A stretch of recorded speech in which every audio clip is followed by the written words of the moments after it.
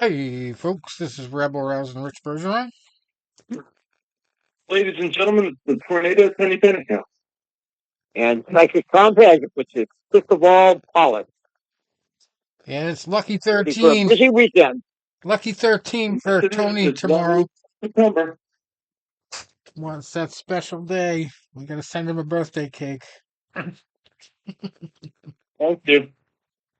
Uh, I, I didn't think you guys the one I ordered, did I? no. So I have no artistic ability.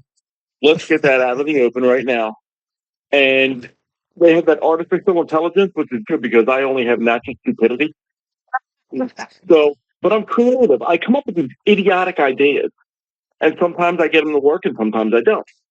So I had this idea for it, but I had no artistic ability to create it. So that's a problem. I said, okay, what can I do? Use artificial intelligence. I started pumping in this idea. And the idea that I kept putting in combined two things.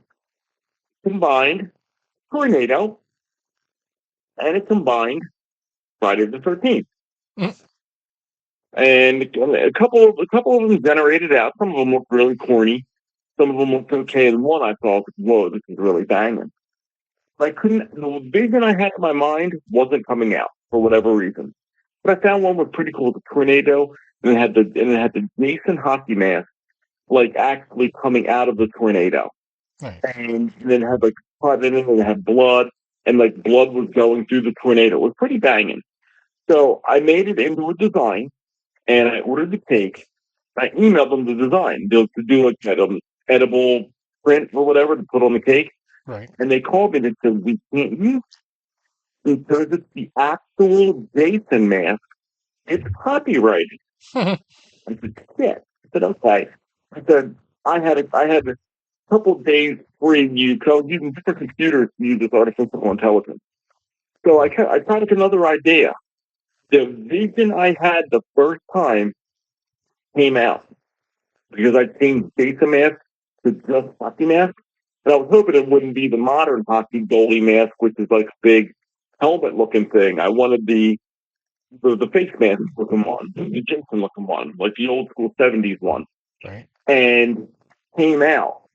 And when I sent this picture to my friend Mike, he's like, wow, holy shit, that looks good. And then we both said in unison, like, that would make one hell of a tattoo.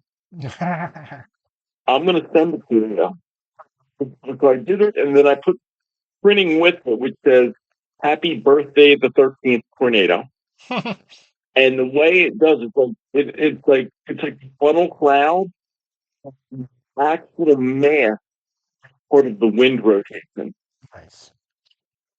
So like the mask is not separated from the tornado; it's actually part of the funnel.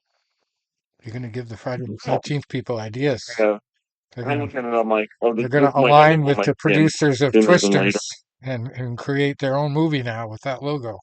Actually, it's funny. Um, 8 years ago today, I was getting my tornadoes too.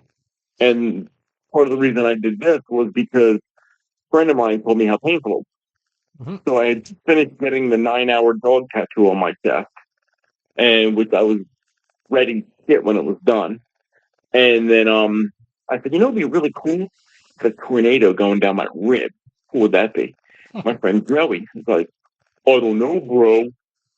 This is the most painful tattoo I ever thought. I don't know if you want to do that.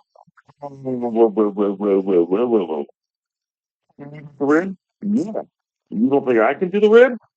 I called the tattoo artist that day and booked. Then he sent some words that, kind of, I was like, gave me the moment. Yep. He goes, you have a pain tolerance that's pretty much off the chart. You sat in my chair for 9 hours while I basically hammered this shit out of your chest. He goes, but unfortunately, even you can't do the ribs in one sitting. I went, so first action was September 12th. Then I had 2 weeks later, September 26th and October 10th. Now I'm laying on that table 4 hours into September 12th, and I'm like, I'm going to kill that fucking God damn him. I'm going to kill him. But 12 hours later, in 3 4 hour sessions, I had my ribs done. And it's funny the way he did it was he did the clouds first. He had these real dark clouds, and then he did the funnel last. So when they took the picture of that day, you could be black clouds and a red funnel. Yeah, it's cool. Well then, we got lots to talk about this week. We got a big boxing card in competition with a very big MMA card, although a lot of people are saying the fights don't really scream once in a lifetime events. But Sean O'Malley has gone from winning in Boston to trying to win in Vegas uh, at the Sphere. And it's going to be a hell of an event. And there's going to be not only bonuses for the fighters. I don't know if you heard about this, but that just came out, I think, today that Dana White is giving $25,000 to any fan who can recognize the Easter eggs in all the little movies that they're going to be having around the fights. Because I guess there's going to be movies and worlds that the fights occur in. I mean, I don't even know what the fucking Easter egg really is, but that's. I know what it is in terms of Jeeps. I guess Jeeps have all these little animals hidden in the plastic around the frame, the inside of the truck, or whatever Jeep. Anyway, whoever finds all the Easter eggs first, I don't know how you're supposed to submit them or officially or how it works, but this is the story. They get $25,000. So I wonder if I'd actually get it if I won. Dana would see the name and go, "No, I'm giving it to the next guy." Anyway, yeah. So that's what's going on there. I don't know what this ticket situation is, but last week we talked about how the tickets were still available, and even though there's a lot of them for obstructed view, you can't even see the screen. Which I don't know why you create a situation like the Sphere with seats that can't see the screen, which is what it's all for. But maybe it's just because it's the first sporting event. I didn't think about that. I just thought about concerts. Who knows? They're doing what they're doing. And it's a weird situation because UFC 306, as it's called, is also sponsored for the first time. It's like a co-promotion that Dana White said he would never do with anybody once in the past when they were trying to make the Randy Couture versus Fedor Emelianenko fight, and it never happened because M1 wanted to co-promote. But anyway, now they're basically co-promoting with Riyadh Season, which is the brand of the Sheik that's trying to change boxing with the $20 pay-per-views and all that shit. Trying to make the best fights, and so he's sponsoring it, and it all happened with not just a handshake deal; it was a hand-holding deal because that's how they do it in Saudi Arabia. I don't know if you guys saw the video, but Dana White did this little video with the Sheik when they announced the sponsoring, and he was literally holding his hand, like, we're united, we're one. But Donald Trump was in a video doing the same thing with the Arabs, holding hands and dancing. So it's been on a lot of memes. So it's not an outlier. Anyway, we also have some big boxing right across the street, basically from the Sphere uh, in Vegas, which is a bigger insult to Dan than anything. This is the event that he's spending the most money on, and boxing tries to cock block him with a big old Berlanga versus Canelo fight. And I know that Tony's crystal ball is saying that Berlanga is going to get the first round knockout, but we can't depend on that, right? No, that's probably his only shot to win that fight. He's such a. I mean, I've got the betting odds actually this week for the first time for boxing because I wanted to have him ready to go. I think I have them somewhere. Oh, there they are. Okay. So, Berlanga, he's like the last fight of Saturday night listed here. Uh, guess what his odds of winning are, Tony? Can you guess? Can you give us a birthday guess? Berlanga. You with me? You guys gone? So, I was talking about the Berlanga fight before we realized we were in thin air. But we got Edgar Berlanga this weekend, a big fight for Tony's birthday weekend here. I even got the boxing odds up this week. And what do you think the odds are for Edgar Berlanga to win this one, Tony? I'm going to say they're pretty high. I'm going to say they're pretty long odds for Berlanga. I'm not going to say it's going to be anything insane like Tyson Douglas 42-1 or anything crazy like that, like 20-1 or anything like that. But I'm going to say it's going to go at least a good solid 8-1 or 10-1. 10,000. No. Plus 1,000. So 11 to 1. So about 10. So about 10-1. Yeah. Yeah. Okay. So here's 1100. what I think. 100. With regard to this fight. And the fight, like I was thinking about it today. Fight that pops into my mind, Canelo wise, was his 2015 fight against James Kirkland. Kirkland really blew up the action to him. Knew his best chance was to go in there with the kamikaze style and hopefully to land something. Didn't work out so well for Kirkland, but it made a hell of a fight. Exciting, action-packed 3 rounds. I don't think it's going to be that explosive. But Berlanga, he's obviously, got very heavy hands. He had something like 18 straight first round knockouts or something along those lines. And then he tailed off a little bit. Um, but I think he is going to try to really bring it to Canelo. He's going to try to put him on his back foot. He's really going to try to put a lot of pressure on him, back him up, win rounds, and then go from there. What I see happening is Canelo has become a very good defensive fighter, which early in his career was maybe a liability. He's a little bit more patient now than he was 10, 12 years ago. So I think you're going to see Berlanga come towards him, and that's going to be tailor made for Canelo.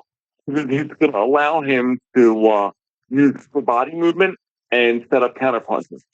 So if say Berlanga throws a right hand, you're going to see maybe not the Philly shell or the Mayweather counter, but you're going to see Canelo then countering with his own right hand, maybe right down the middle or in an up fashion.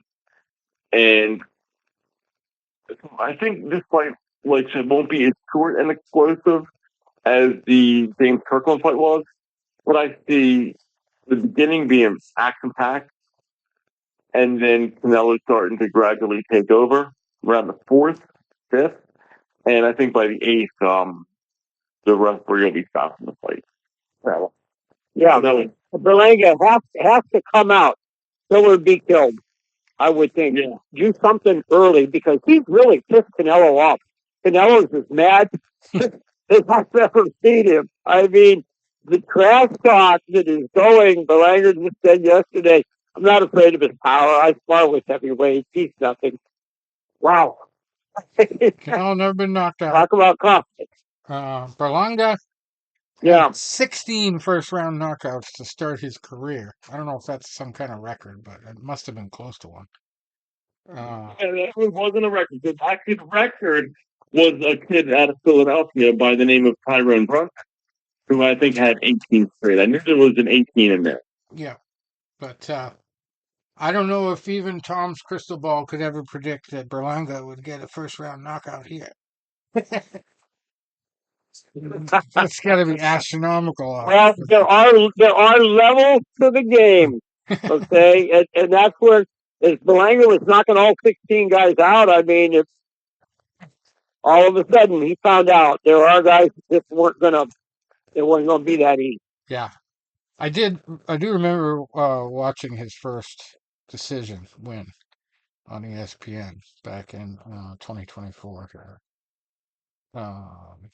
against Marcelo Caceres. And yeah, there was a lot of hype because, I mean, that's hard to do. It's one thing to have this knockout streak, but first round, I think it happens more in MMA than it does in boxing. But anyway, he has never really fought anybody with as many wins as Canelo, so that's obviously a huge advantage for Canelo. Canelo's never been knocked out, so you kind of have to take away the knockout factor. If he's going to win, I think Berlanga has to win by decision. You can never take away knockout. You get a guy like Canelo who's never even been down. Yeah, And he's fought, some really big time punchers. He's fought the Triple G's of the world. He's fought guys like James Kirkland, people who are the natural light heavyweight, even though not seen as a big puncher. And like I said, you've had a guy that has barely even been staggered from Danny Jakes. Big punch landed an amazing left hook in the ninth round. Had the whole crowd dancing and didn't even have Canelo blanking. right. Yeah, I think Berlanga being undefeated, he's probably got a few people willing to throw some money at him, but I just don't see a path to him for him to win unless maybe he somehow gets to Alvarez with enough like heavy body shots in the corner that he starts to gas out, which he never really does. But Berlanga's gonna have to make it a war early and then tire Alvarez out late, which he's usually cruising late. So he's got to put him in that position where he's in trouble, or else, it's really you got to take it from the champion. Uh, and he is the big money fighter.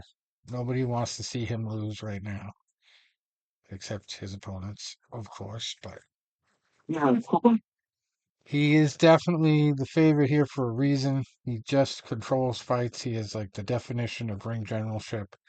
He'll get out of corners. He'll put fighters into corners. He'll be in trouble for a half a second and then be out of it.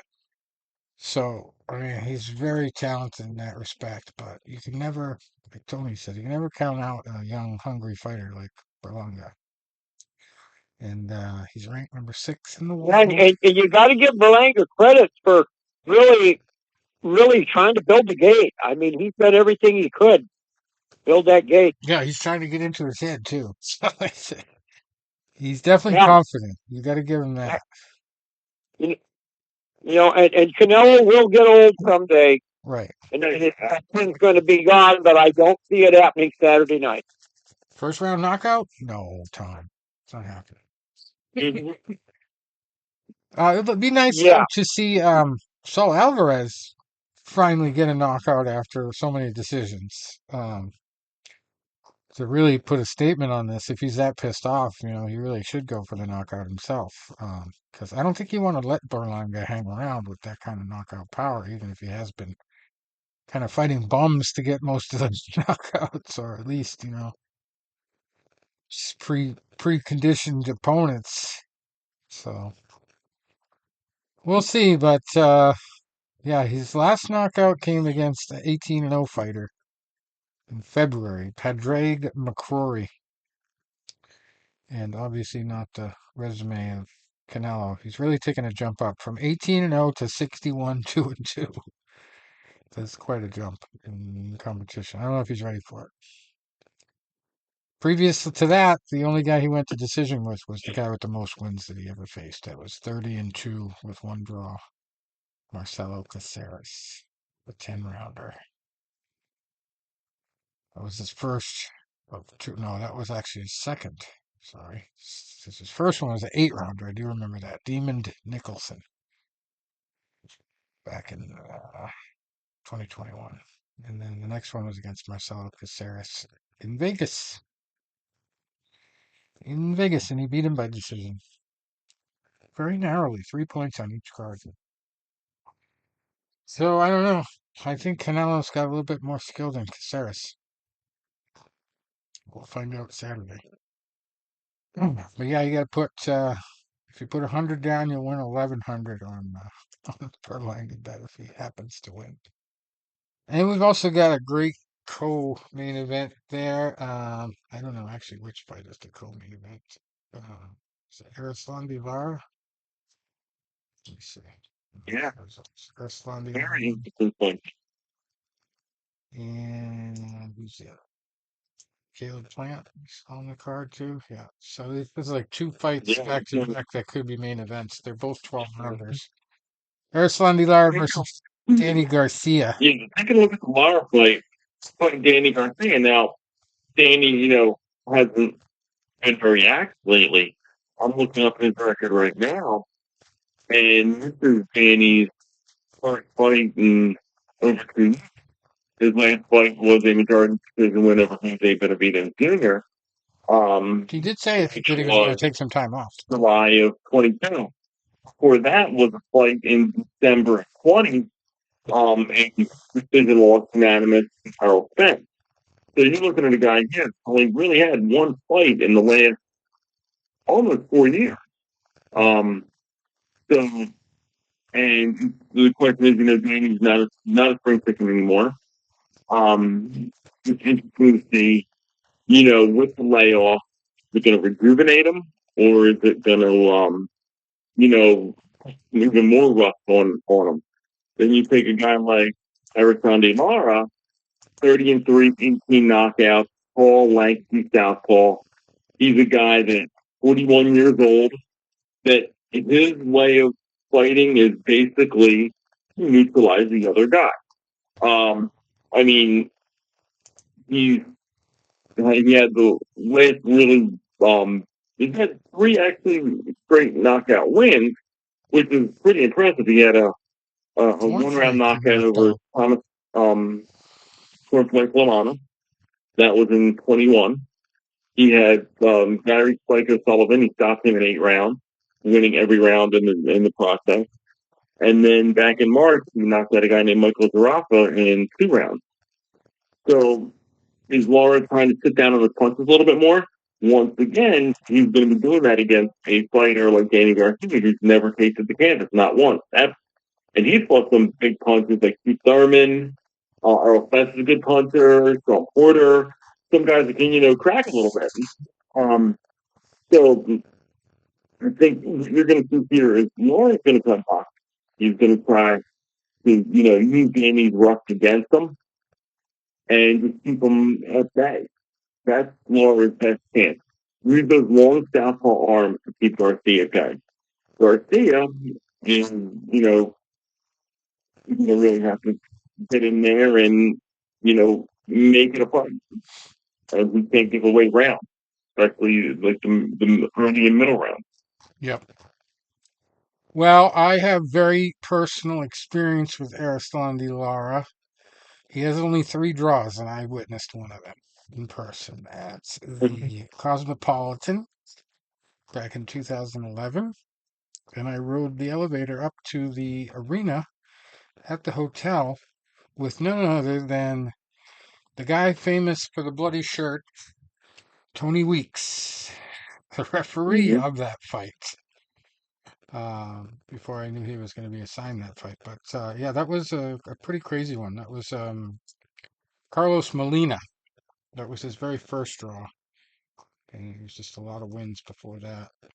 And Carlos Molina came in 17-4-1, and it's pretty crazy. One fighter had it, or one judge had it 93-97. The other two had it 95-95. And I believe it was that fight where there was a potential low blow. I think the ref threatened to take a point or did take a point, and it turned out the punch was legal. And I remember one of the photographers, this Hispanic guy, came over to me and showed me the image on the camera of the shot, because I was right at ringside for this one. It's got my credentials and everything. And he shows me the shot, and it's definitely not a low blow. It's like not even barely crossing the line with any part of the glove. It's like right on the belt.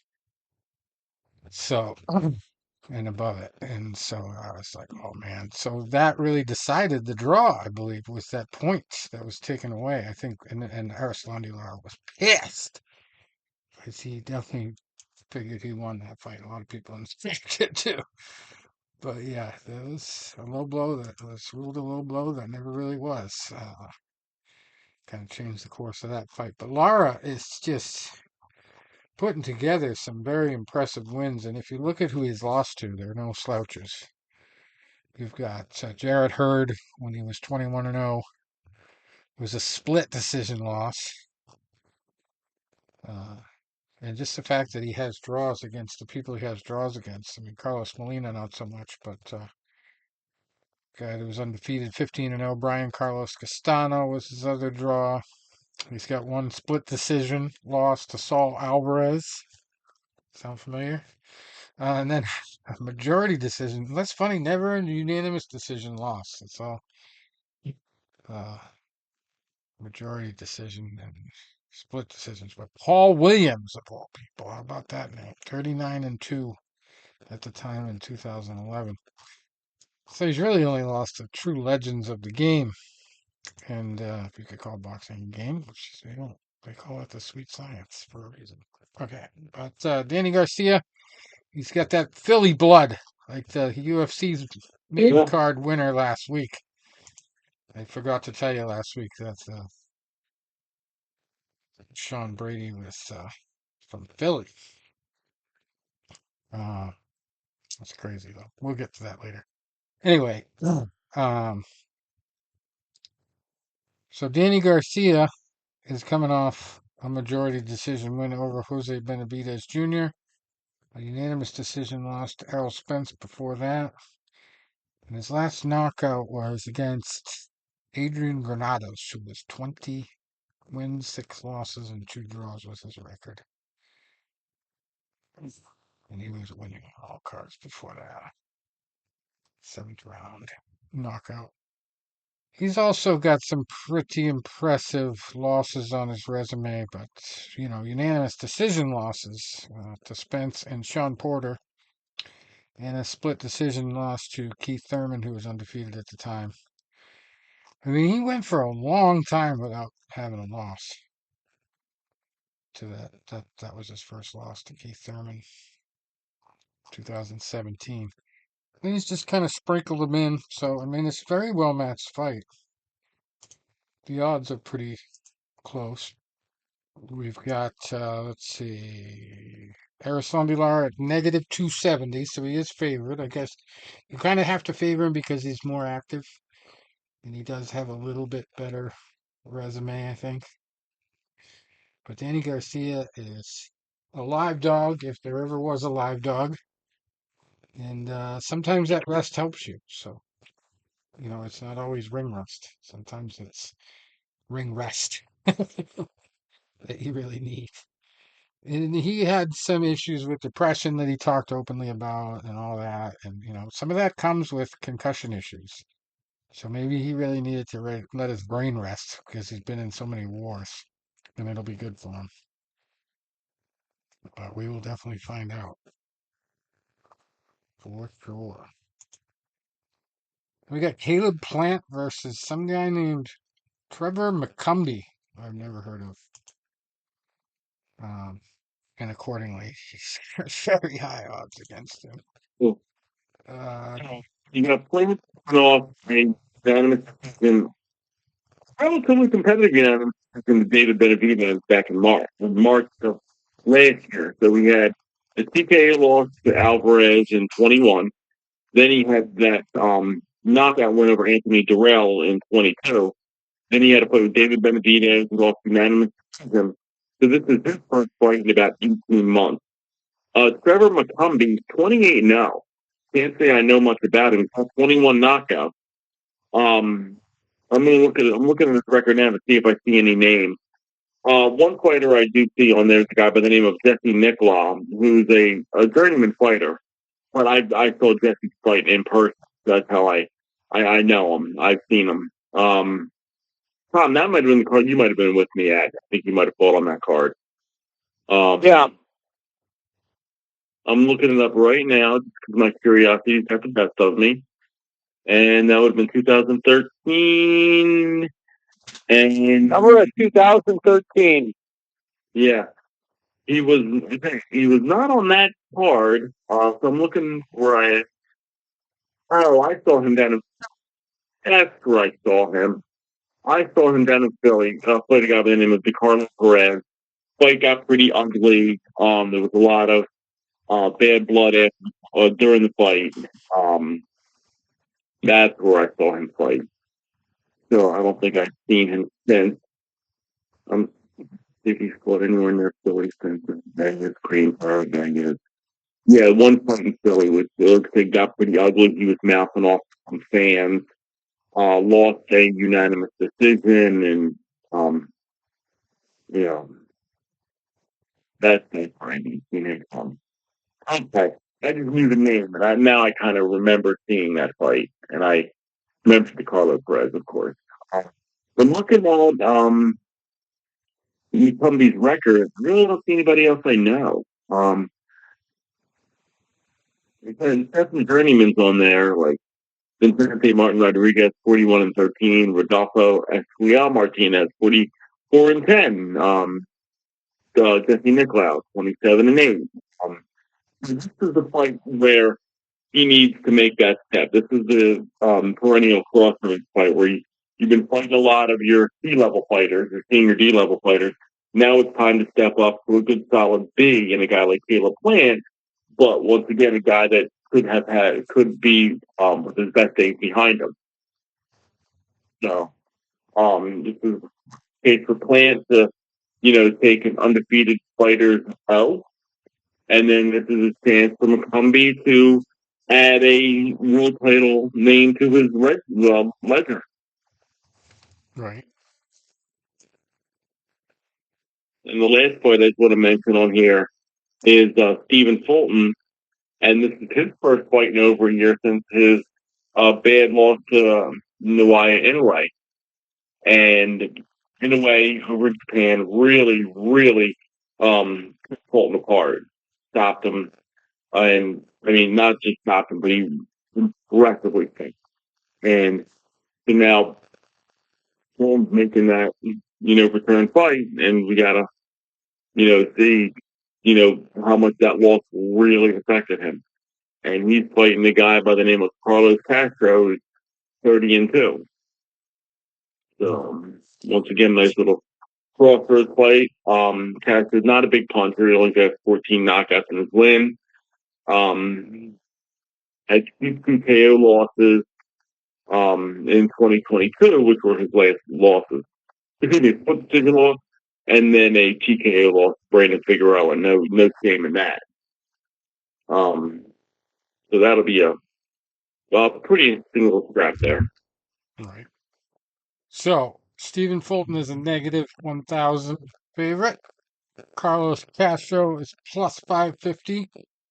Caleb Plant, even bigger favorite, negative 1,400. And Trevor McCumbee is plus 750. So if you're a fan of the underdog, I wonder what the Carlos Castro, Trevor McCumbee, and Danny Garcia underdog parlay would come up with for odds. That's stretching it. I think Fulton and Caleb will get the job done there. Arislandi Lara, I think, is in for the toughest fight of those three fights. I think that's going to be the closest one. It's probably going to go to decision, and it's going to really depend on who controls the action. Yeah, I'd say ring rust is probably going to be a bigger factor than people think. But then again, Lara loses to the really, really talented people. So, I mean, Danny Garcia can put himself among those people and get this win if he really has the right game plan. It's just Lara has been knocking people out lately. So you got to wonder if it's so much ring rust that he might have a chance to knock Garcia out here. Yeah, big accomplishments for his resume. But we'll see. We'll see. I think the livest dog in that group is Danny Garcia. He could definitely do it. We got oh boy, we got some really heavy favorites fighting this weekend. A guy who's negative 4,000, and he has the word bet in his name, so you know he's good. Beck Nurmagomedov. Yes. Negative 4,000 against Joshua Conley, who was plus 1,200. Saturday at 4 p.m. on the card. And then there's another guy, David Naika, fighting a guy we've talked about quite a bit over the years, Tommy Karpency, the Karpency brothers. He is plus 1,100 against negative 3,500 David Naika.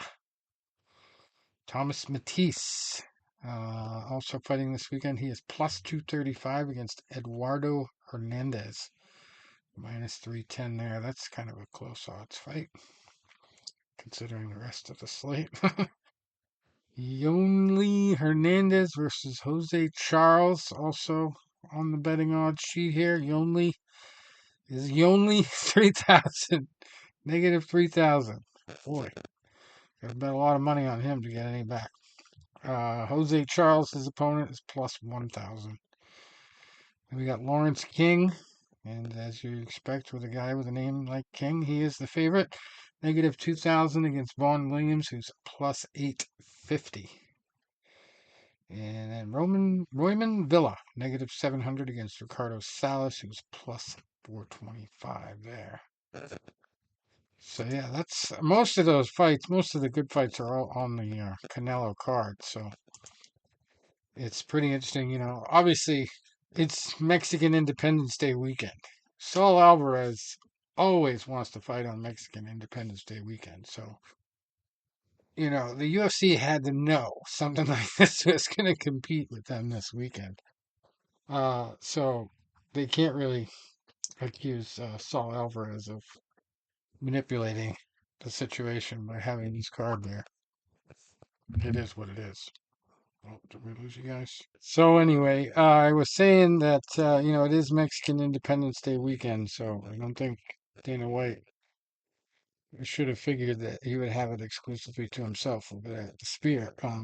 Saturday night's all right for fighting, and this is going to be quite the card to compete against UFC 306. I think there's way better matchups, despite those faraway odds for some of the fighters.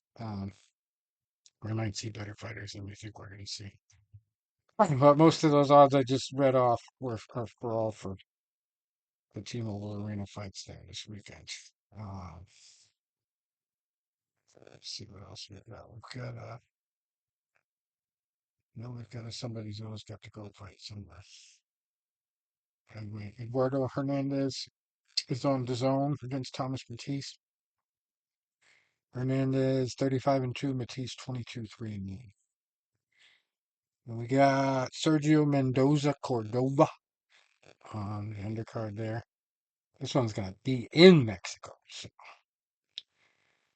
it's definitely celebrating Mexican Independence Day. Mendoza Cordova 23-0 against Angel Ramos Serrano with 32-1-2. And we got a Noriega fight this week. Tonight. Ardreel Holmes Jr. in Flint, Michigan. 15-0 fighting Hugo Noriega. 10-2. Yeah. Not sure if he's related to the big Noriega we all and don't love. Anyway, also on tonight in Austria. I don't know if that means it's already happened or what. We don't have the results if it did. LM Bigic is 27-0-1 for the time being, facing David Kirkman, who's 19-0. Somebody's always got to go in Austria. It's for the WBO European Super Middleweight title. I shouldn't say somebody's always got to go, because it could be a tie, right? Yeah, there wouldn't go. Could be a tie there for sure. Anyway, so that's about it for the schedule upcoming. There's really not a lot for results, so to speak. We talked about my Inoue fight last week, right? That was that was last week. Last week. So we're talking about Friday, 6th of September. There's a bunch of fights in Russia. Not a lot of crazy action there, but a bunch of fights in Russia on Friday. IBF Intercontinental Super Bantamweight title. Oh, there's no result. They got all question marks. You can't tell you who won or lost. I love that. It's freaking a week from then. They still don't have the results. All right, Saturday in Grozny, Russia. We had a guy who's just 2-0, beating a guy who was 39-9. Oh, that was amateurs. That's why. In Grozny, Russia. Ashkab Magamadov, 2-0, beating Dilshad Abdumoradov, who was 39-9. Crazy. Unanimous decision win. It was only a 3-round fight, so I guess it makes sense. Saturday, we had Mikito Nakano, 10-0, knocking out Brix Piala, who was 9-1 for the Oriental and Pacific Boxing Federation featherweight title. Let's see. 24-0, Thiamanun Neomtrong lost his very first fight at minimum weight to Alex Winwood, just a 4-0 fighter. 24-0 against 4-0. Down in Australia somewhere, in New Zealand, I guess. We had a female fight, 8-1 Viviana Ruiz Corredor, losing by unanimous decision. She falls to 8-2 to Louisa Houghton, who proves to 12-2 at flyweight.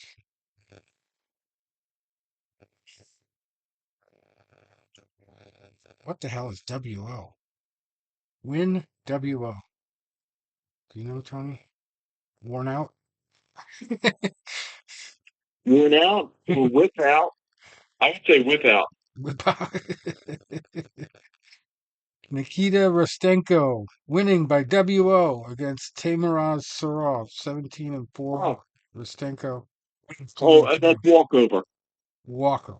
Okay, so what did you Means say? the person either didn't make weight or didn't go or failed physical or something like that. Oh, okay. So that's why there's question marks in the round. Yeah. Round thing. Walk over. Okay. Yeah, we already talked about the Noriega fight. Yeah, there wasn't much for results from last week. Not a lot of stuff to talk about there. We do have a bunch of results for MMA. Let's see if we have any boxing stories here.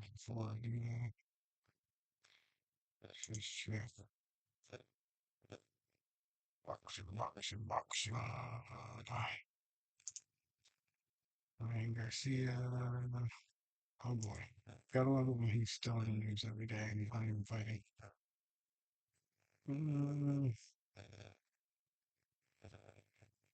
Garcia wants to be the first person to stop Lara. Wow, let's see about that. Dude, that's pretty high odds. Shakur Stevenson got injured. His fight with Joe Cordina is off. That's in the news. It's worth mentioning.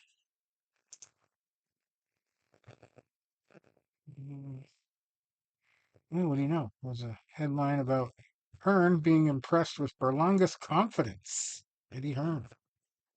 Yeah, no shit. It's not the best thing he's got going for him. Is it going to hurt him or help him? That's the question.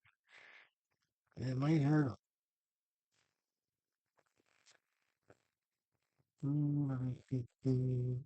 All right. All right, let's move on to the MMA. So we had UFC Fight Night Burns versus Brady last week. And, it was kind of impressive that Burns made it through this entire fight. He definitely was the clear loser. He just could not put anything together. He had a couple opportunities to do something and just couldn't capitalize. Brady just had a better overall game and was Obviously, the one with the much deeper gas tank, because Burns was kind of huffing and puffing by 4 and 5. But it went unanimous decision, and didn't win anything. None of my bets paid off, mostly because there was a fight in the middle of the card, and if you picked Zhu wrong, you weren't right because Chris Padilla scored the upset of the night. And I'm going to bring everybody listening the lock of the week this week. But the lock of the week last week for one guy that I got this week's from was Chris Padilla, and it was a TKO. Zhu Rong was definitely favored going in. He looked like he could take it home with the right strategy, but Padilla just did what dogs sometimes do, and he bit. He bit and he shook Zhu Rong and TKO'd him in the second round. It was mostly from an elbow, and it was a doctor stoppage. But yeah, that was a surprise to me. I thought wrong. I literally thought wrong. RONG. Should have thought a little bit more about that fight. But yeah, Chris Padilla. I don't even know the guy's name, but he's got this lock of the week that he does. He does paid picks too. But he is putting $1,300 on this week's lock of the week. So he's a serious gambler. Anyway, so Sean Brady won that one unanimous decision. We also had Natalia Silva beating Jessica Andrade, the young up and comer here, versus the old veteran. And Jessica lost that one unanimous decision. Steve Garcia did what Steve Garcia does and got his knockout late in the first round against Kyle Nelson. That was predictable. I had all three of those fights predicted correctly on my dance card. Cody Durden over Matt Schnell. Matt Schnell made it a little bit difficult, I should say, in the early going, but then Durden just sunk a ninja choke on him in the grappling, and it was over. But Schnell actually retired after the fight, and in the UFC, I thought was very disrespectful because they let him leave the ring without telling him, wait, we're going to interview you. He just like they filmed him putting down his gloves and everything, but they didn't even take the time to interview him after the fight. And he's had quite a bit of UFC fights, so I thought that was very disrespectful of them. Maybe it was his deal. Maybe he said he didn't want to talk, but just if that's not the case, that was a bad move by the UFC, I think. Anyway, Yanal Ashmaz over Trevor Peak. That was a unanimous decision win, and Ashmaz definitely was being talked about as a possible winner here, even though he's the underdog going in. So I wasn't really surprised there either. I had a lot of bets on him. And some of the experts said he was definitely going to win. Um, Most people thought by knockout, but I think I had a lot of TKO or decision bets on that one. As I said, Chris Padilla in the 7th fight of the night got a TKO from a doctor stoppage. For that, Isaac Dulgarian, a heavy favorite over Brendan Marat. That was a submission win for Dulgarian. Second round, 4:19 in. And Andre Lima, famous for the bite fight now, where he got bit in the bicep. Mhm. Got his win over Felipe dos Santos. And that was, as I talked about last week, a fight he was expected to win there. It's a unanimous decision. Gabriel Santos over Zha Yi by unanimous decision in a featherweight bout, 4th by the night. And Jacqueline Amarim, a submission win over Vanessa Demopoulos that was very, very controversial.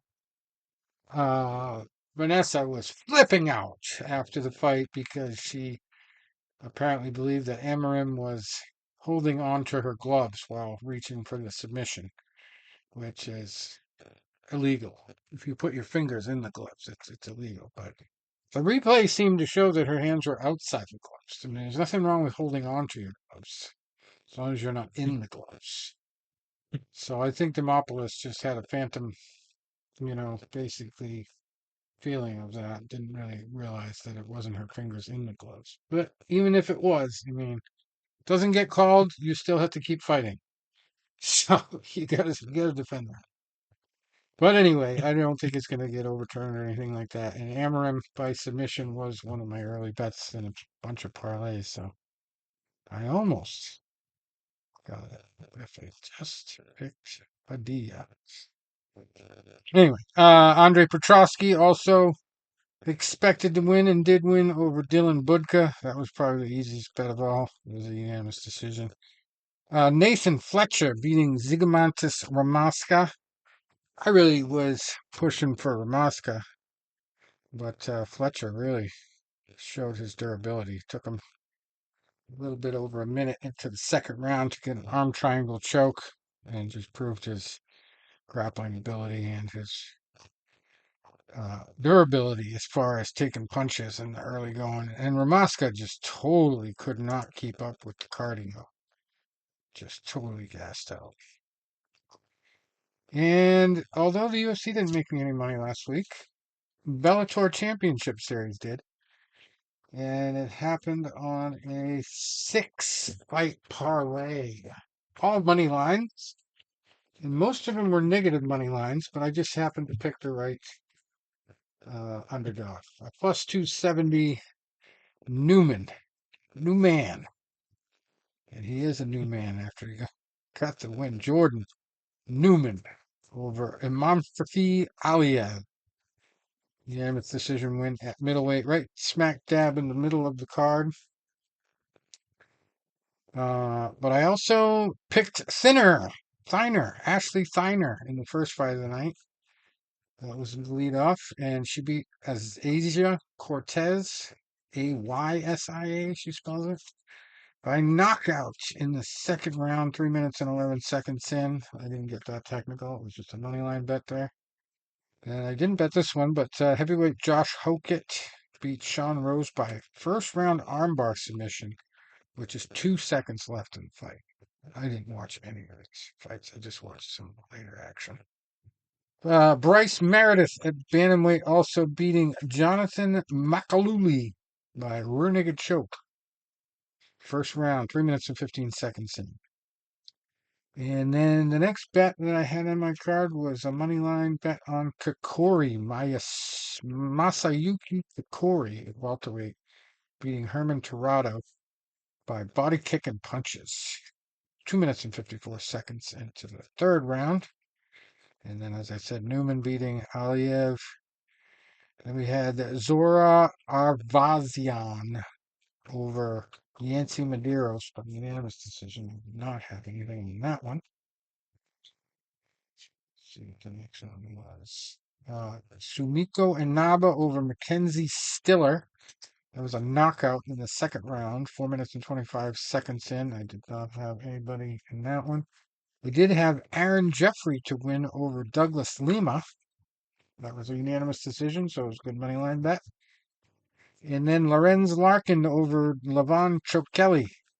Did not expect it to end that early, but it was a first round knockout, 1 minute and 53 seconds into the fight. So at that point, that was 5 of my 6. And of course, whenever a Nurmagomedov fight happens, you want to find a way to bet on Nurmagomedov.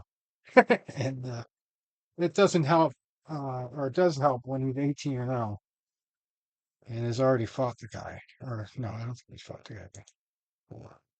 Or maybe he did. Let me check. No, he is not. So that was their first fight. Alexander Chablis could not hack it, could not hold up to the pressure. Ended up winning or losing. Nurmagomedov ended up winning by unanimous decision, as he usually does, even in tough fights. Sometimes he just goes to the decision because he can. But it was a 5-rounder, pretty entertaining while it lasted. So I don't know what the exact odds of all of them together were, but it ended up being a $5 bet that paid $154.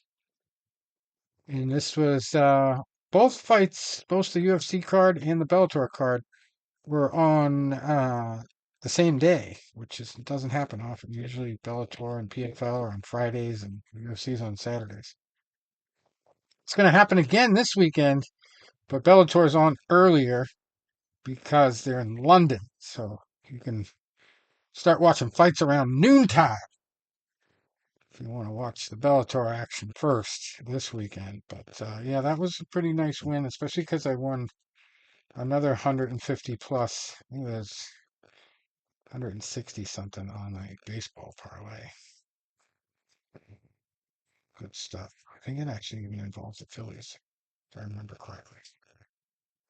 But anyway, Bellator Championship Series comes back this weekend to Wembley Arena in London. And we got a female fight in the main event. Leah McCourt, straight out of Belfast. She is fighting Sarah Collins, who's undefeated, 5-0. They do have a common opponent. Common opponent match doesn't usually work to figure things out, but they both fought Sinead, not O'Connor, but Kavanaugh. Sinead Kavanaugh to a decision, both of them. Collins won by a split decision, and McCourt lost by a unanimous decision. Collins is, I think, from the Australian region. She is 5-0. She's very talented. But, Leah McCourt has a lot more Bellator experience. She's 8-3, but her only losses have been to really top level talent. And she is a home-based fighter, so that's key in this situation. She's from the home court. But anyway, she is 8-3, and I think she's probably going to get the win. But Collins could be really the kind of phenom that Bellator really needs to keep itself relevant at this point, and she might go in there, storm through to get a knockout, and keep her undefeated record. So that's a tough one. If, gun to my head, I had to pick. I'd say that I'd go with McCourt by decision. That's what I'd say. McCourt by decision. They call her the curse. She's from Belfast, so definitely going to feel like it's home court. And then we got Simeon Powell coming off the first loss of his career. He's 9-1, fighting Rafael Xavier, who's 13-7. So kind of to me, it's the co-main event. Looks like they're throwing a bone to Simeon Powell, and he's going to be winner by TKO or sub there, I believe. It's just this guy Xavier has never really fought at this level. It's all feeder league stuff, very obscure feeder league stuff. I don't have the odds right in front of me. Maybe I do. Yeah. Okay. So, obviously, I gone over one already. Leah McCourt is plus 100 and Sarah Collins is minus 120. So, very close odds for a fight. And either one of those girls could win. But I do like McCourt by decision for some reason. That's a good underdog bet. Simeon Powell, negative 550 favorite. For a reason, he definitely likes to finish people. And Xavier looks like he can be finished. He is plus 410. And then one of the biggest favorites on the whole card, I believe he is the biggest favorite, yeah. Negative 1100 Luke Trainer. And he is from the region, fighting Laurinus Urbanavicius. And if you had any doubts as to whether he was from the UK, all you got to do is look at the guy's nickname. His nickname is Captain Lithuania. It's one of the craziest nicknames I've seen. Captain Lithuania. Probably doesn't have much of a chance against Luke Trainer. He is 14-1 though. Lots of first round knockouts, even though they're in kind of more obscure leagues than Bellator. And Luke Trainer, for an 8-1 record, is surprising how many of those fights have been in Bellator. Only 3 of his fights have been outside of Bellator, actually. More than half his career. So that's pretty crazy. But yeah, he is from where did it say? England. It says Stevenage, wherever that is. Stevenage. All right. Then we go down to UFC veteran against the guy who's only lost to really the best of the best in Bellator. And that's another pretty even odds fight. Mark Diakiese, 17-7, fighting Tim Wild, who's 17-5-1. So both have 17 wins.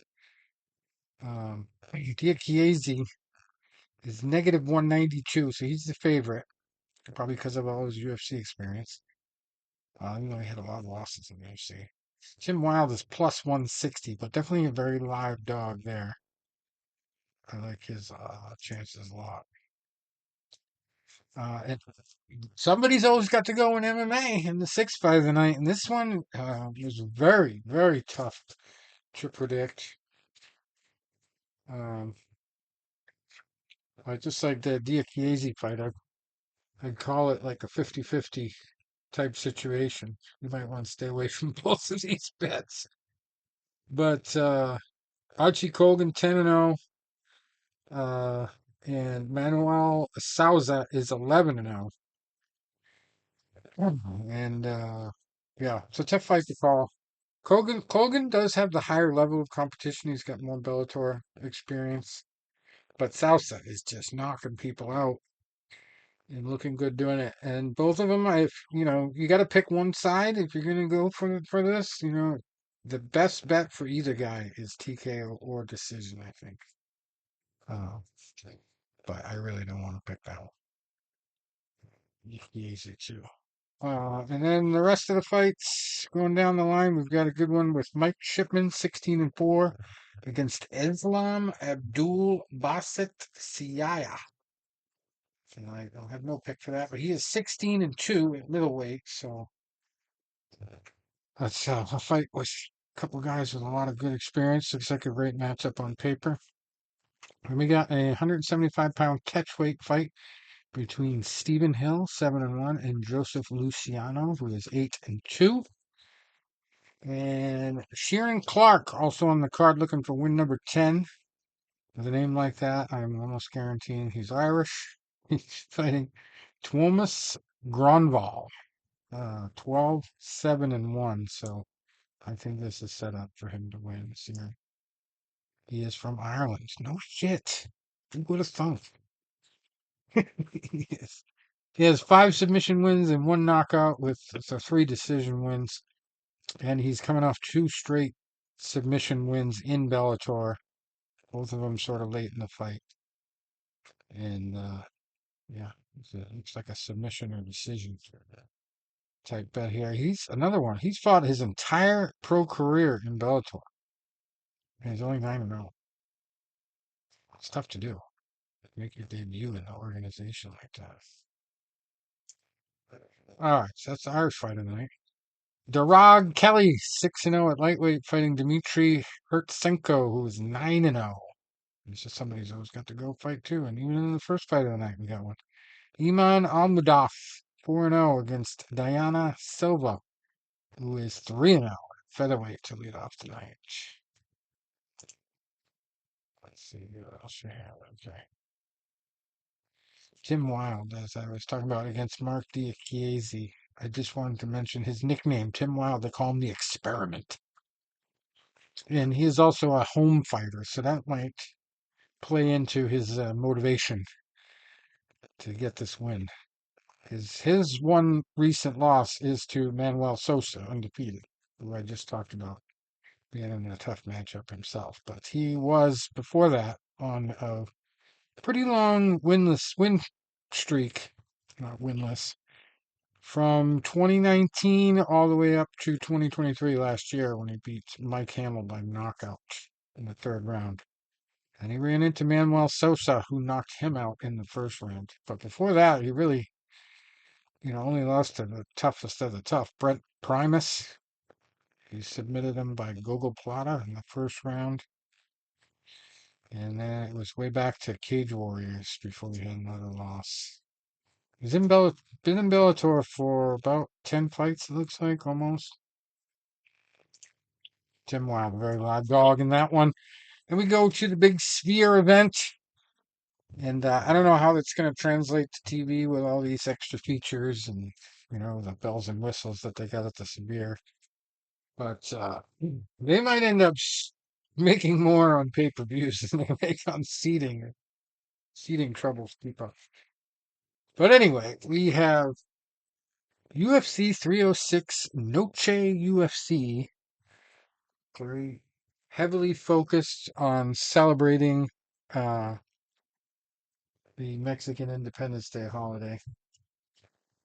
We've got main event that's quite interesting. Sean O'Malley versus Merab Dvalishvili. And I gotta believe that Sean O'Malley's gonna put Dvalishvili at a severe disadvantage as far as the reach goes. I don't know what to expect as far as gas tank. Although O'Malley really showed that he could go the distance against Vieira. Not Vieira. What the heck's his name? Let me find out. Hold on.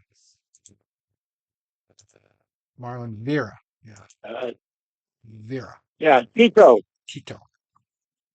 Yeah, he took the cheese to the Cheeto. He definitely went the distance, and he has got a couple decisions on his record over the years through the UFC. He started in 2017 with the Dana White Series knockout in the first round. And that was actually part of a 3-fight first round knockout streak for him.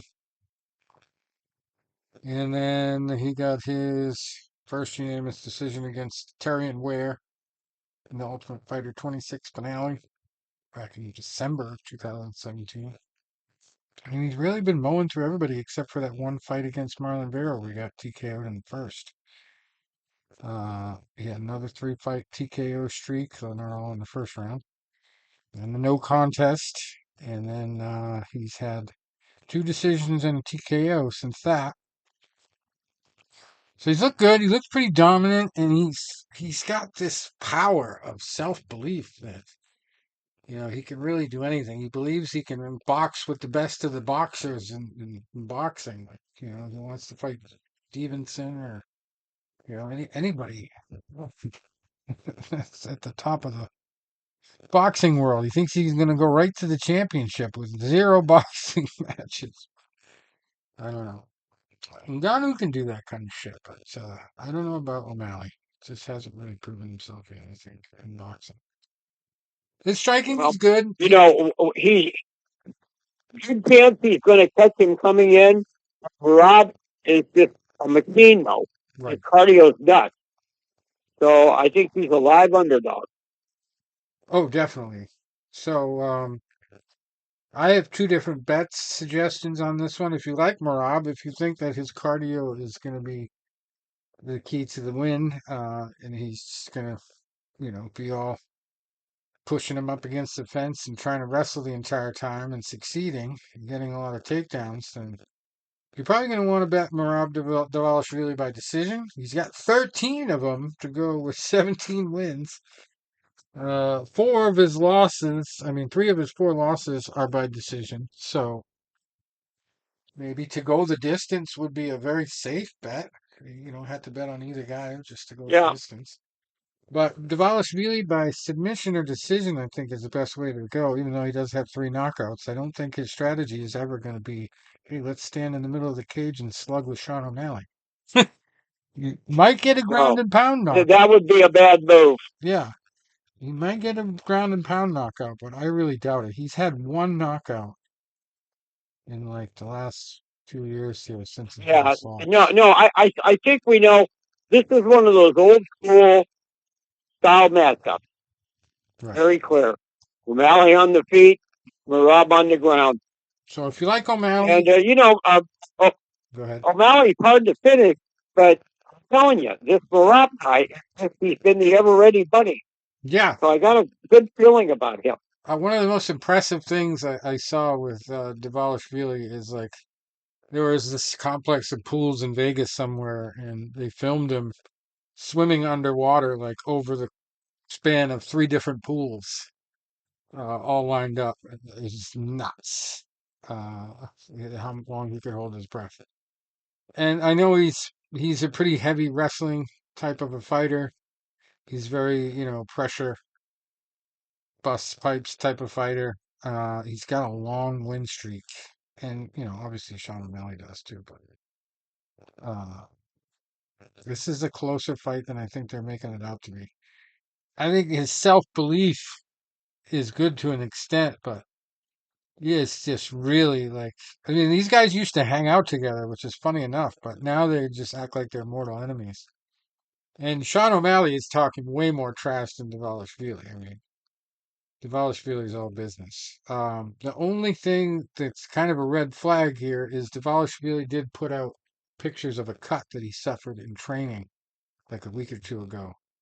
And with a guy who's a striker, if he gets, if O'Malley is able to get him bloodied up early in the first round, I mean, that might be a huge factor in the fight. And if he can just keep it on the feet and defend all the takedowns, then it makes sense to pick O'Malley here. But Dvalishvili, you cannot count him out. Um, I don't think O'Malley's going to be able to knock him out. Honestly, I think he's going to go to decision. But I do believe O'Malley in this one is the best bet. I go TKO or decision just in case the TKO comes. O'Malley does have 12 of his 18 wins by TKO, but he also has the second amount of wins, biggest amount of wins by decision, 28% of his wins by decision. And once you get to a certain level in the UFC, um, especially with a guy like Dvalishvili, who's just always the ever ready bunny, ever energizer bunny in there, I mean, he is tough to put out. He's only been knocked out one time. Oh no, that's Sean O'Malley. Sorry. He's never been knocked out. Dvalishvili. One submission loss and 3 decisions. So yeah, that's an interesting one. It's tough, but maybe it's one we got to hedge. Then we go to the co-main event, and it's easy to root for this Mexican. The co-main event. We've got Alexa Grasso, one of the biggest upsets I've ever seen in my entire UFC watching career, was her face crank win over Shevchenko in their first fight. Then they fought to a draw, and now this is the trilogy fight. And it's a co-main event for a title, the flyweight belts. And it's very impressive what Alexa Grasso has been able to do. I did not give her any shot of winning that first Shevchenko fight. But Shevchenko's getting up there in age. I think she's 36 now. For us. Yeah, yes, and that's huge. Yeah, That's going to be a big factor. I mean, my heart's with her, but I think youth will prevail. right. And Grasso is going to feel like she's in her home country. It's all about celebrating Mexicans. She's Mexican. And she's very good with the submissions. And Shevchenko is not so good with grappling, even, never mind submissions. Um, so I think there's a very good chance that Grasso gets another submission. I don't think she wants to go 5 rounds with Shevchenko again and have it go to a draw or a decision. So I like Grasso by submission, whatever odds that is. I can tell you the overall odds. Overall odds for okay. So yeah, depends on what betting program you're going with, but I use DraftKings. That has the lowest odds for Alexa Grasso to win, minus 135. The best odds, I should say. If you really want to say lowest, you have to go with the most negative number, which means you have to put more down to make one. So the best odds for her to win, I guess you should say, is DraftKings minus 135 for Valentina Shevchenko. Shows you just how close this fight is. She is plus 114. But the key about Shevchenko, she says she's a very crafty veteran. She's had win streaks before. She's looked dominant. But her biggest problem is just, she's got old tricks.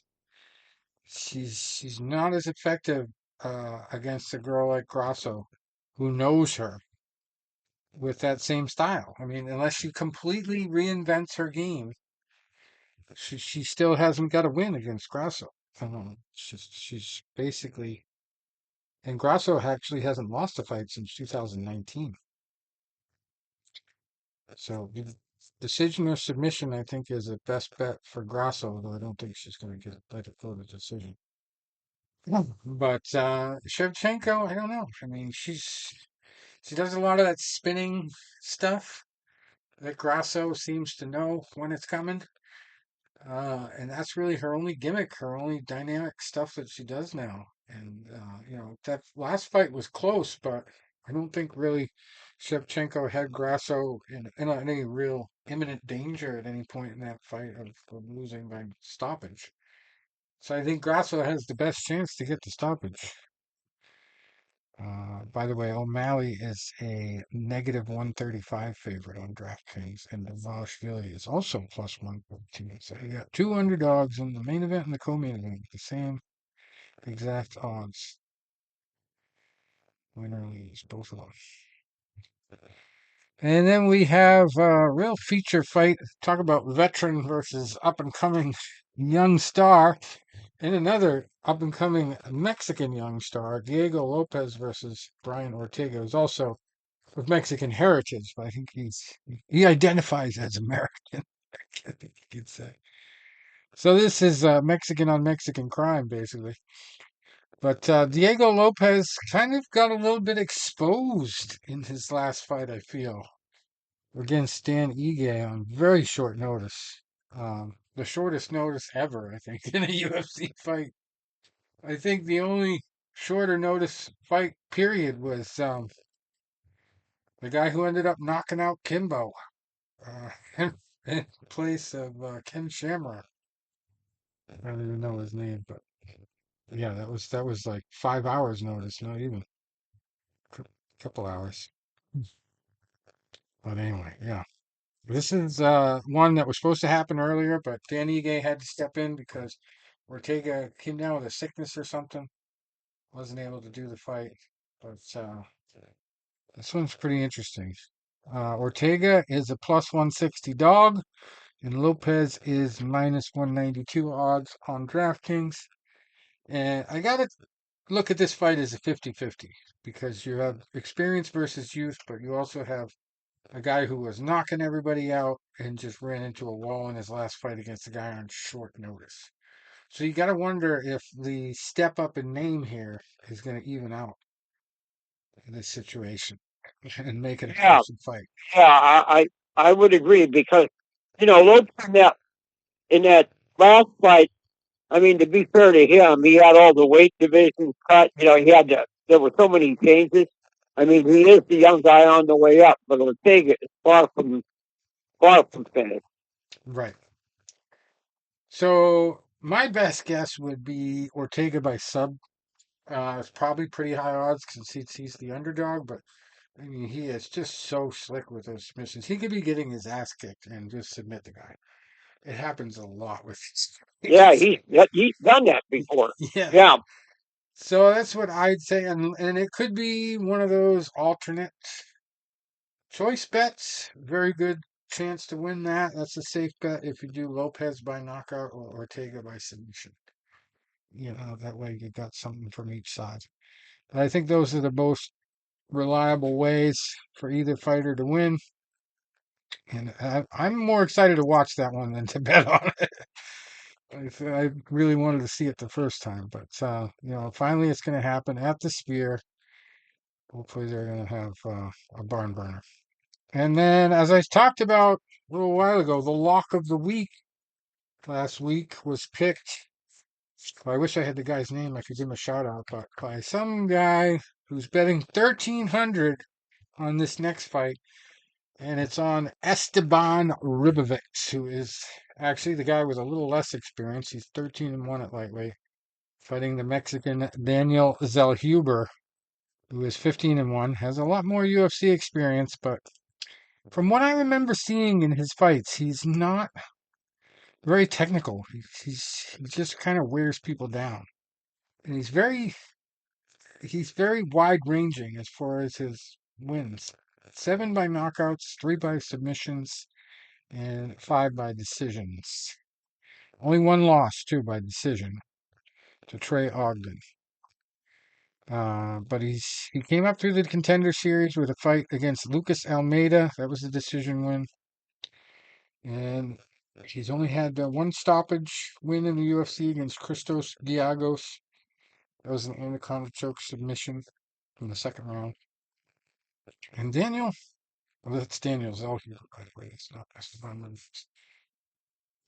but he's had a few good fights. From the Contender Series, he made his debut and lost his official debut to Trey Ogden, and then he put together a three-fight win streak. Lando Venata, Christos Giagos, and Francisco Prado, all in a row. And Ribovics, though, for a guy to put 1,300 on him, a lot of 13s this week, Tony, huh? 13 wins, 1,300 on El Gringo. He's from Argentina, not too far from Mexico. But he's got to believe in him for some reason. And Ribovics has only lost to a guy named Wojtek Radzabov by unanimous decision. It was back in March. Um, Early on in his career, before that loss, going right into the Contender Series, Ribovics was knocking people out. And a lot of fights, it was early. His last fight, it was early. It was the very first round, head kick over Terrence McKinney, who has a lot of high-level experience. The only thing that Ribovics doesn't have going for him is experience at the UFC level. He's had, I think, one or two less fights in the UFC proper. And then a lot of his wins came by stoppage, but they were in the feeder leagues. And nothing that people have actually heard of, feeder leagues.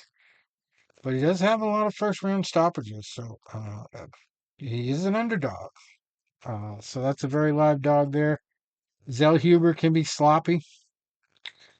So I think I agree with the lock of the week of that guy.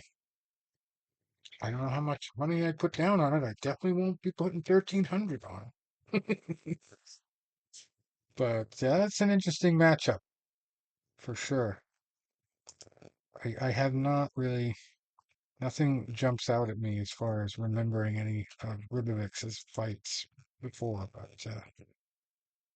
I've probably seen him. I just don't remember it. Anyway, another Mexican in the sixth fight of the night. Ronaldo Rodriguez, 16-2 against Ode Osborne, who's 12-7. And Rodriguez is a really tough dude. Guess what his nickname is? Lazy Boy. He is 16-2. One of the craziest nicknames I've ever heard, especially for a Mexican fighter. Lazy Boy. It doesn't look lazy based on his record. 7 knockout wins, 5 submissions, 3 decisions, and then one other, whatever the other was.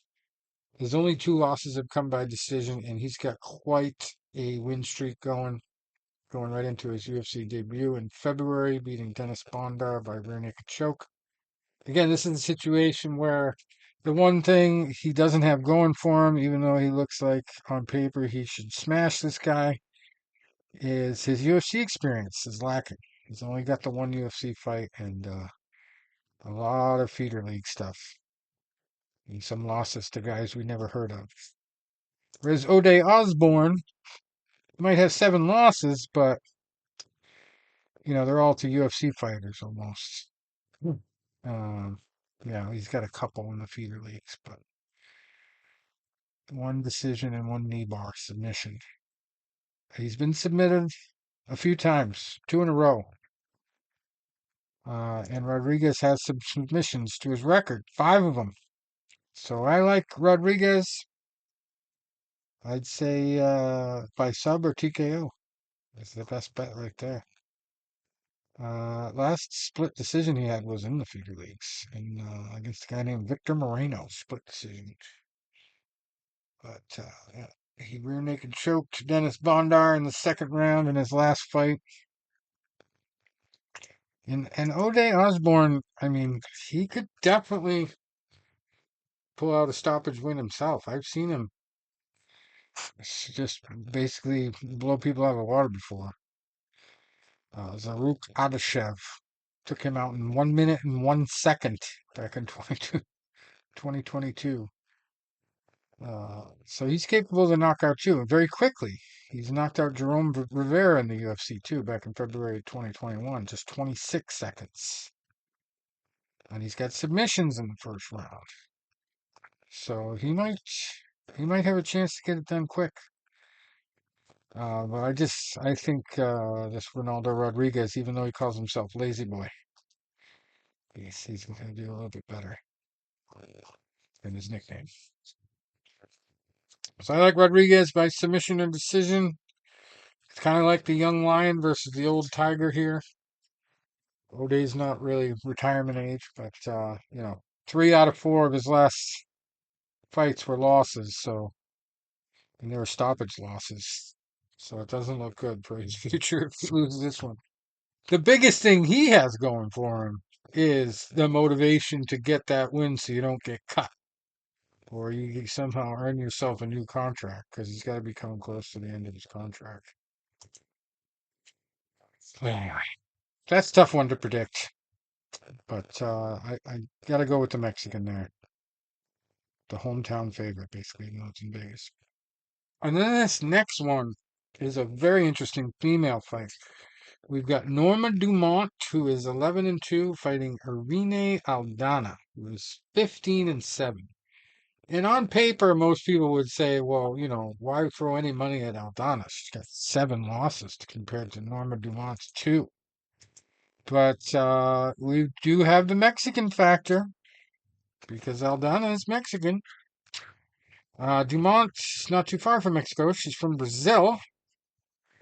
But she's not very imposing. She's got 2 stoppage wins, 9 decisions, Dumont. And she's got, obviously, a very good resume. She's a bunch of UFC fights. She's only lost to UFC fighters. She spent more than half of her career in the UFC. But she wins a lot of decisions. Very boring fights. And Irene Aldana, on the other hand, has 11 of her 15 wins by stoppage. And if you look at the fights she's lost in the last 5 or 6 years, they're all to people's names that you've heard of. You know exactly who it is. Amanda Nunes, the last loss in June of 2023. Holly Holm before that in 2020. They do have a common opponent in Macy Chiasson too, and Norma lost to Macy, while Irene won by unanimous decision.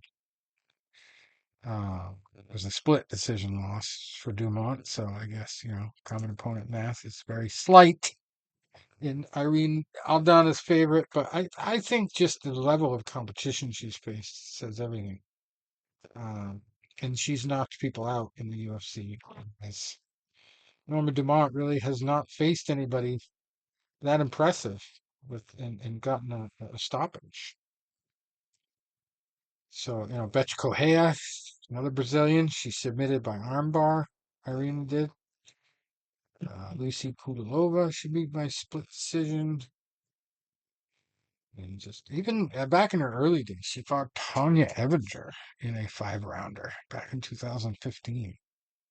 A big name from the past. And her very first loss was to none other than Larissa Pacheco, who is now like the top dog in PFL. Getting ready to fight Cyborg. 23-4 is her record now. So yeah, I don't think Aldana is anybody to sleep on here. She is obviously not the favorite because of her losses. But let's see what DraftKings has her on. Oh no, she is the favorite. Slightly. -115, so correct me there. Dumont is -105, so they're seeing it as a lot closer than I see it. I think Dumont does win by decision probably, but no. If Dumont wins, she wins by decision, but I see it Aldana by sub or TKO, which I thought was a live dog situation. Not according to DraftKings. All right. So now we go to the next fight. Manuel Torres versus Ignacio Hey, Bahamondes. I'm gonna drop off. My phone is close to being dead. Okay. and I'm only on about 3.5 hours sleep. Oh, geez, get some rest, buddy. You got a big birthday tomorrow. Happy I know, birthday. I know. I gotta get to get in. All right, buddy. Happy birthday, buddy. Thank Get you. I'm some gonna rest. try. Well, the first thing I'm gonna try to do is a 5 over mile run tomorrow morning. Nice. Way to show that Yeah, you're I got not a 80. 5K in a few weeks. Yeah, I gotta get my run on. I haven't run in forever. No, I've been doing cardio. I've been jumping a lot of rope, but I got to start my running again. Yeah, That's the 5K is. right. Heading week. All right, sir. Hopefully, knock on wood, won't be on a sprained ankle this year. Right. All right. I'll see you guys later. All right, we'll catch you later All right, next buddy. week. Adios. All right, now, Manuel Torres versus Ignacio Bahamondes. Bahamondes has seen better competition, and he's only lost by decisions in the UFC. But that does not stop me from liking Torres by knockout or Bahamondes by decision. That would be an alternate choice bet. Don't know what the odds are offhand, but I believe. Let's see. Let's actually check it out. Okay. Bahamondes is a underdog at plus 110, and Torres is negative 130. So Torres is the favorite, but I do like Torres by TKO. Um, and Torres is undefeated in the UFC. He's also got a 6-fight win streak, and they're all stoppages in the first round. So another good bet would be under 1.5 if you like Torres to win. Good safe bet. All right. Then we go to Jasmine Jaragui. Big favorite, negative 535 on DraftKings. Plus 400 for her opponent, Ketlin Souza. Haven't seen these girls fight a lot, but they have been in the UFC for a good bit. Jaragui's 11-1. Souza is 14-4. And Jaragui's been so good lately, they've been circulating rumors that she might be on the juice. The female secret juice. Her only loss in recent history was back in July of 2023. Only loss in her whole career, actually, including the amateurs. And it was Denise Gomez, who is, I think, 8-3 now. And it was a 20-second knockout. So obviously, just one big mistake. She got caught, and that's her only flaw. So earned her big favorite status there. Souza is a knockout heavy fighter. She's got 8 of her 14 wins by knockout. And her last loss was a knee bar submission, also in the first round, to Karini Silva. But does not have a lot of UFC experience. Yargui has way more, so I like Yargui in that one. I go money line. You could also go TKO or decision. I think it's safe. And then we got Edgar Chairez facing Joshua Van. Joshua Van was a huge favorite in his last fight, and he walked into a loss. Very unexpectedly. You know, Edgar Chairez has kind of been all over the place. He wins a couple, he loses a couple. He's been in the UFC for 3 fights now. 1 no contest, 1 loss, and 1 win. Loss was to Tatsuro Taira. No cheap date, as Tom likes to say. Uh, but yeah, it's probably looking like a good comeback fight for Joshua Van here. He's 10-2, 6 of his wins by TKO, 2 by submission. Last fight was a loss. It was a late third round knockout, 20 seconds into the third round to Charles Johnson, though. That was a good fight. It's a good fight going up to that point. But Joshua Van just got outclassed there. Hopefully, he learns a lesson. But he does have a little bit more UFC experience. He's got 4 UFC fights, no contests there. And he's beat some pretty tough guys. So, anyway, but I do think that fight's close. I think it's worth staying away from. So I don't have a recommendation anymore. And then we go to our very first opening fight with a guy calls himself Chiwiwi. I don't know what that means. He is very Mexican, 9-1, looking for win number 10. And he's fighting a very solid veteran in Keeling Aori, who's 25-11. Guess what his nickname is? The Mongolian Murderer. I hope that's not based on his real life. Murdering people out there, but no, he's 25-11. As a long shot bet, because Raul Rosas has such popularity and energy behind him, and he's already talking about retiring maybe at 25. He's so good at his such young age.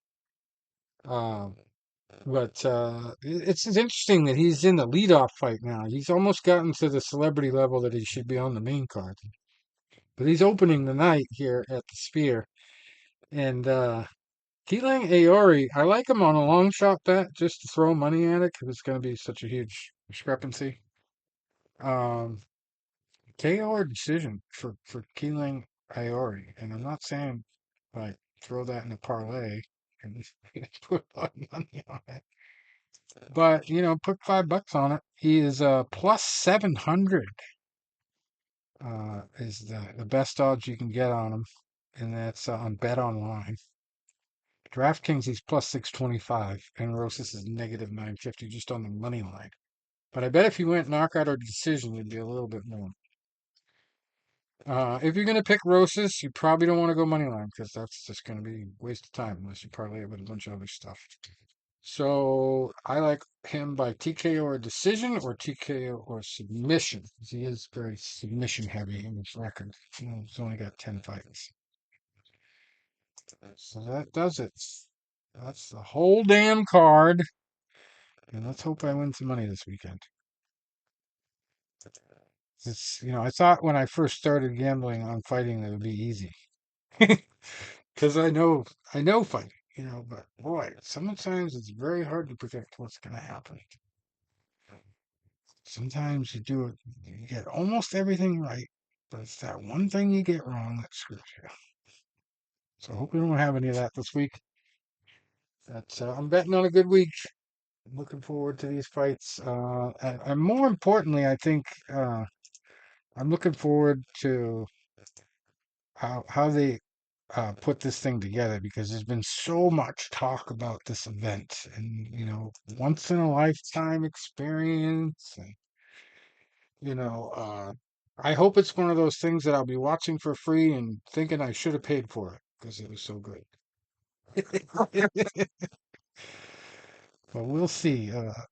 It's just very crazy building. I've heard a lot about the building too, because I know people in Vegas. I lived in Vegas for a couple of years. The guy I still talk to out there, and he's got businesses going out there and all that stuff.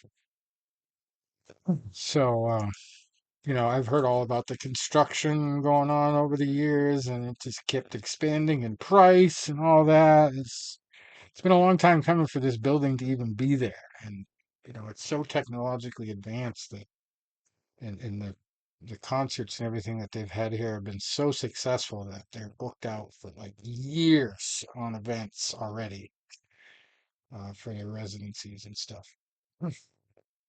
So it's definitely a very special building. We'll see how very special it is when they do this, and we'll find out whether there'll ever be another sporting event there if this is successful. But apparently, the UFC has said they're not going to do it again, so that's why they keep saying it's once in a lifetime. It's a one-off event. But they also could be saying that to entice the Sphere to give them a better deal the next time that they do it. So we'll see. Anyway, that's all for us. It's quite a bit of content. All right. So let's Saturday night. Wow. Going to have a couple screens up. Going to be interesting. Yeah, definitely. Definitely. I'm looking forward to All right, bud. Let's enjoy it. All right. Thanks for stopping by.